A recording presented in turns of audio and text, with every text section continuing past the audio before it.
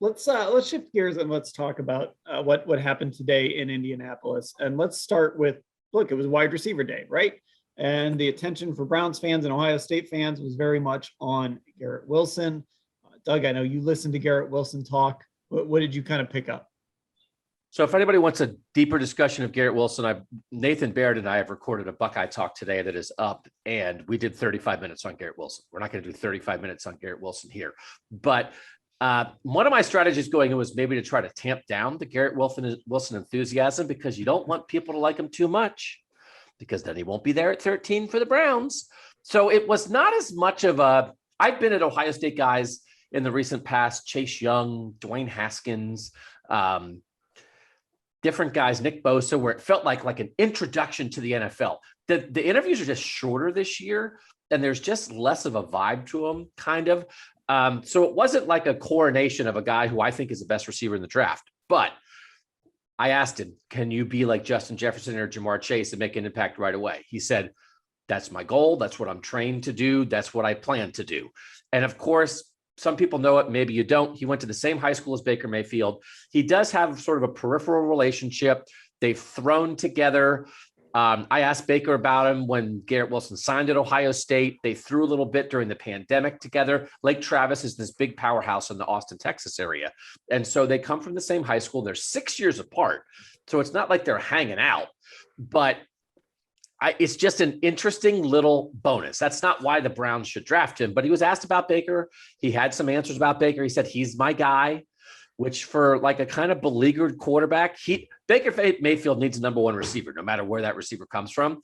If it happens to be a guy from his high school who says, Baker's my guy, nice little bonus. Not a reason to draft Garrett Wilson. There's 100 other reasons for the Browns to draft Garrett Wilson. One thing for Browns fans to watch, he's not the fastest guy.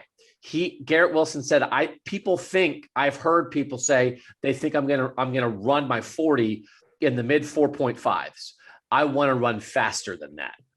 So again, Browns fans, hope he runs slow. I'm not even joking now. I'm not joking.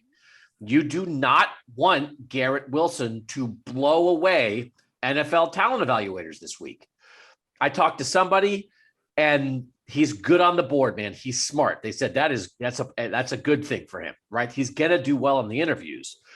He has everything else you want. Might help him get to 13 if he actually is slower than people think, because that's not the number one thing about his game. I swear to God, I'm not joking. Don't root for good testing numbers, because bad numbers, he's still a great pick for the Browns at 13. He can run a 6.8. The Browns should take him at 13. But if he runs in the 4.4s, he's going 8th. So that's where I am on Garrett Wilson. But I love talking to the guy, and he's a great receiver. So, Mary Kay, how much does it matter that Baker Mayfield and Garrett Wilson have this sort of, this sort of relationship? It's not something huge, but how much does it matter that they have this sort of peripheral relationship? Well, I mean, I think it's good from the standpoint of they know that they'll, go into their 2022 season together, but I don't think it's going to be a factor. In fact, I talked to some people about Garrett Wilson today. And the people that I talked to, they think he is going to be the first receiver off the board. And I'm starting to think that he's not going to be around by number 13. So, Doug, you're going to have to go on a major campaign you're going to have to put something out there about, I don't know, maybe a little irregular heartbeat or something like they did with JOK. Oh my God. Oh, well, I was all in. I was all in something like some sort of backdoor hush, hush, wink, wink thing like the Browns do with Bernie Kosar. If you could just get him to skip down the 40-yard dash instead of running, maybe that's all it takes. And he doesn't maybe you don't have to go that. the whole health issue. Yeah, let's not freak out, everybody. He does not have that. I'm just saying that, maybe he got a little excited when they put the blood pressure cuff on or something. I don't know, whatever. But he's going to come out of here very, very highly regarded. But the Browns have enough draft capital that if they had to move up a few notches, they could do that. They could spend, they're going to have to go for the gusto.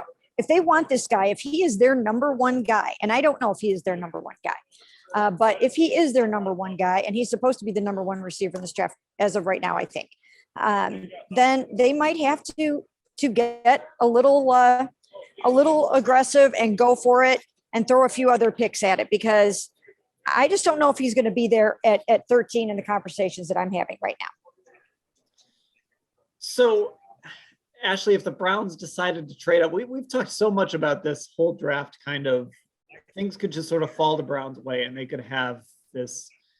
They could pick any of these guys, right? They could pick Treylon Burks. He might be the best guy.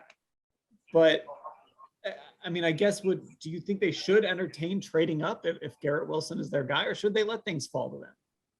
I think they should entertain trading up. If let's look at the big three between Garrett Wilson, Drake London, and Treylon Burks. If they look at one of those guys and are like, that's our guy. I mean, I saw Mel Kiper did a mock draft where he had him trading up to 9 to get Drake London, if that's their guy. That one of them might not be there. And if they don't want to risk it, they should entertain it if they fall in love with somebody. Because the thing with all of these guys is they're all good at different things. You're not comparing them exactly in terms of skill sets and traits and size. They're all very different, but if there's one of them, if they like Garrett Wilson's separation ability, if they like Drake London's catch radius, they, I think, should entertain and see what they have to give up in order to move up to make sure they get that guy.